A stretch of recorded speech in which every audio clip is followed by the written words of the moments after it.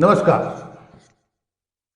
आज हम आपको किस्सा कहानी के एपिसोड में एक ऐसी कहानी बताएंगे जिसमें भारत और मालदीव के बीच जो अभी रस्साकसी चल रही है और मालदीव ने जो हिमाकत की है उसके बाद जो देश में माहौल बना है। एक समय ऐसा था कि मालदीव भारत का भक्त होता था।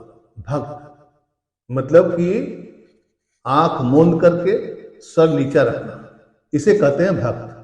जी हाँ, 1988 में जब देश के प्रधानमंत्री राजीव गांधी थे, उस वक्त मालदीव पर एक आक्रमण हुआ था। भाड़े के विद्रोहियों ने मालदीव को कब्जा करना चाहा था, लेकिन ऐसा क्या हुआ था कि उस कब्जे को भारत ने कुछ ही घंटों में खत्म कर दिया और तब से लेकर आज तक मालदीव जो है भारत का एक बढ़िया देश बना हुआ था। यूं कहिए कि एक भक्त देश। भक्त इसलिए क्योंकि आजकल भक्ति की बात हर जगह होती है, विश्व गुरु की हर जगह बात होती है। हम कहानी आपको बताएंगे कि वो क्या था किस्सा।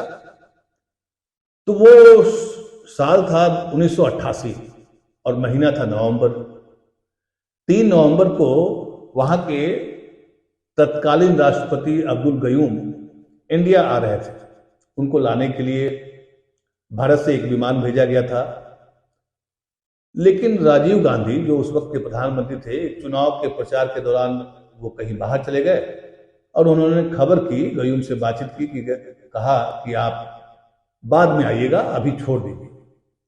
लेकिन गयूम को और अपने देश के जो उस वक्त के प्रधानमंत्री थे राजीव गांधी, उनको पता नहीं था कि वहां गुपचुप तरीके से श्रीलंका के चीतों ने एक वहां के व्यापारी से डील कर ली थी और मालदीव पर कब्जा करने की एक असफल कोशिश करने का प्लान उसी रात उसने इम्प्लीमेंट कर दिया। भाड़े के लड़ाके, हाईजैक किया गया शिप से कुछ सैनिक माले उतरे और 4 नवंबर 1988 की रात हमला कर दिया। हमला ऐसा किया कि वहां पर कुछ ही समय में सब कुछ उसके कंट्रोल में आ गया। वैसे भी माले जो है वो छोटा सा शहर है। अगर आप एयरपोर्ट, टेलीफोन एक्सचेंज, सेक्रेटेरिएट जैसे अगर आधा दर्जन बिल्डिंग पर कब्जा कर लेते हैं तो समझिए कि देश आपका हो गया। और वो लगभग सफल होते हुए जा रहे थे। लेकिन अब्दुल गयूम को पकड़ने के लिए जब भाड़े के सैनिक जब ढूंढने लगे तो राष्ट्रपति वहां के जो गयूम साहब थे वो भाग गए और वो एक सेफ हाउस में छुप गए। मतलब अपने पैलेस से निकल करके वो सेफ हाउस में कहीं जाकर छुप गए। वहां से उन्होंने अमेरिका से मदद मांगी, मगर अमेरिका का जो जहां से मदद आती, डिएगो गार्सिया, वहां से मदद आने में काफी वक्त लगता। फिर गयूम ने श्रीलंका से, पाकिस्तान से भी मदद मांगी। पाकिस्तान ने कहा कि मैं सक्षम नहीं हूं, और श्रीलंका से ही चूंकि वो सैनिक आए थे तो श्रीलंका ने हाथ खड़ा कर दिया। श्रीलंका उस वक्त वहां के जो चीतों से उलझना नहीं चाहता था। ब्रिटेन से मदद मांगी। उस वक्त की वहां की प्रधानमंत्री मार्गरेट थैचर थी। थैचर ने सलाह दी कि आप भारत से मदद मांगो। भारत के पास उन्होंने फोन किया। राजीव गांधी उस वक्त के प्रधानमंत्री थे और वो कलकत्ता में थे। जब खबर आई कि मालदीव में कुछ भाड़े के सैनिकों ने वहां पर आक्रमण कर दिया है, तो राजीव गांधी सीधे एयरपोर्ट से दिल्ली पहुंचे। और दिल्ली पहुंचने के बाद आर्मी, नेवी, एयरफोर्स का एक जो संयुक्त ऑपरेशन होता है, उसके एक वार रूम होता है, वहां पहुंचे। वहां उन्होंने तय किया कि भाई क्या करना चाहिए। कई योजनाओं पर बातचीत हुई और अंत में ये तय हुआ कि पैराट्रूपर्स को वहां पर भेजा जाए। लेकिन ये भी बात हुई कि अगर पैराट्रूपर्स जाएंगे तो माले इतना छोटा सा जगह है कि वहां सैनिक हमारे समुद्र में गिर जाते। फिर एक बहुत डेयरिंग योजना बनी। डेयरिंग योजना ऐसी बनी कि जिस हवाई पट्टी पर उतरने की बात हो रही थी, शायद वहां पर जो विद्रोहियों ने कुछ कब्जा कर रखा था, लेकिन पूरा एयरपोर्ट पर क्या हालात था किसी को पता नहीं था। लेकिन शाम होते होते ये तय हुआ कि हमारा सैनिक जाएगा और आगरा एयरपोर्ट से सीधे माले की जो हुल एयरपोर्ट है वहां पर अपना सैनिक उतरा। उस वक्त वहां धूप अंधेरा था, वो इतना अंधेरा था कि वो जानलेवा साबित हो सकता था। लेकिन उस जो 2 विमान गए वहां पर, उसमें फौजी भी थे, जीपें थी।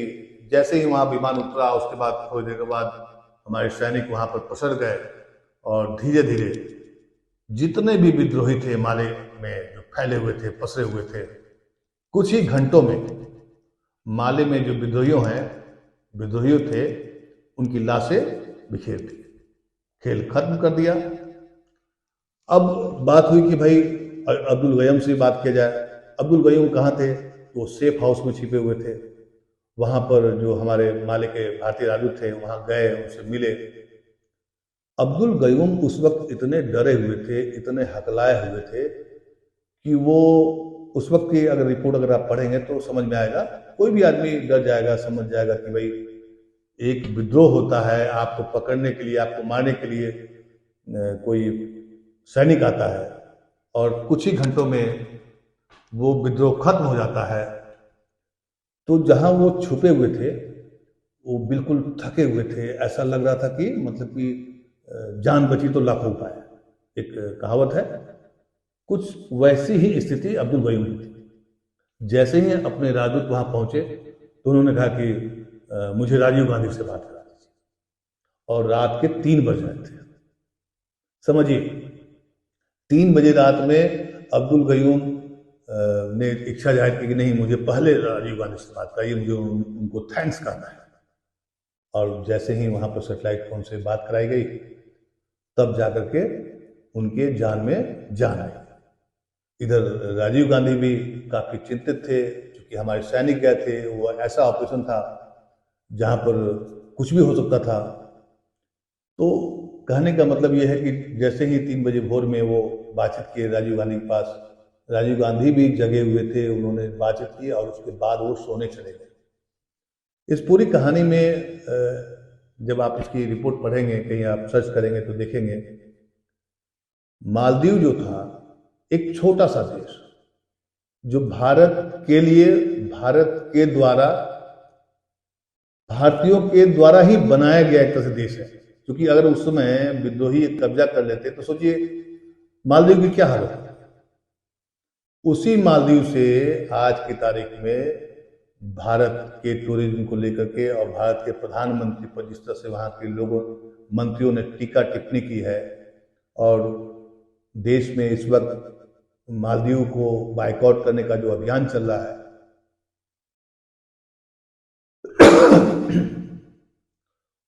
उसमें ये किस्सा बहुत मतलब कि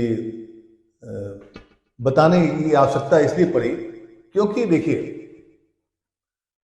विश्व गुरु बनना और बोलना 2 अलग अलग बातें हैं। हमारा देश पहले से विश्व गुरु था, है और रहेगा। लेकिन किसी देश का विरोध करने से या वहां के टूरिज्म का विरोध करने से आप विश्व गुरु नहीं बन सकते। विश्व गुरु बनने के लिए बोलना नहीं पड़ता है, अपने आप विश्व गुरु बन जाता है।